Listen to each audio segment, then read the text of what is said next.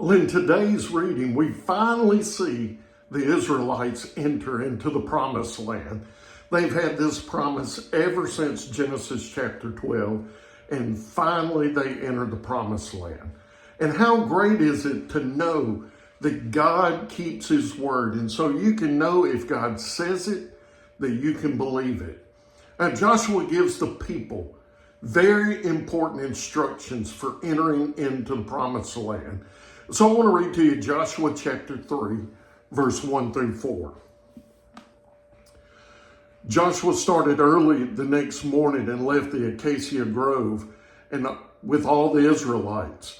They went as far as the Jordan and stayed there before crossing. And after 3 days, the officers went through the camp and commanded the people, "When you see the Ark of the Covenant of the Lord your God carried by the Levitical priest, you are to break camp and follow it. But keep a distance of about 1,000 yards between yourselves and the ark. Don't go near it, so that you can see the way to go, for you have not traveled this way before." And so the instructions that Joshua gives the Israelites, they're to first of all look for the ark. They're to focus on the Ark of the Covenant. And when they see it carried, they are to then break camp. Not only are they to break camp and focus on the ark, but they are to follow the ark and follow it of a distance of about 1,000 yards. They're not to go near it. We know that in the Bible, we've seen where unauthorized people touched the Ark of the Covenant and died.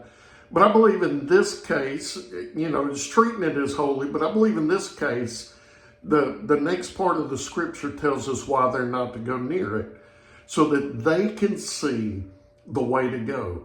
They can see the way to go because they have never been this way before.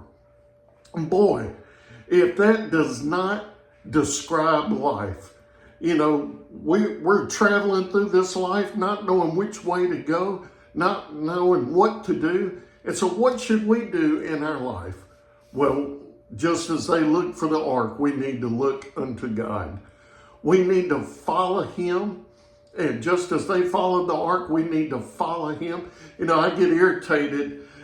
People say, well, God is my co-pilot. Well, I don't want God my co-pilot. I want him to be the pilot. I want to follow him.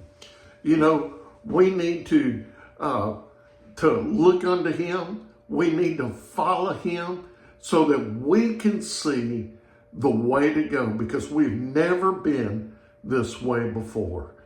So I hope you'll join me again tomorrow as we continue in the book of Joshua.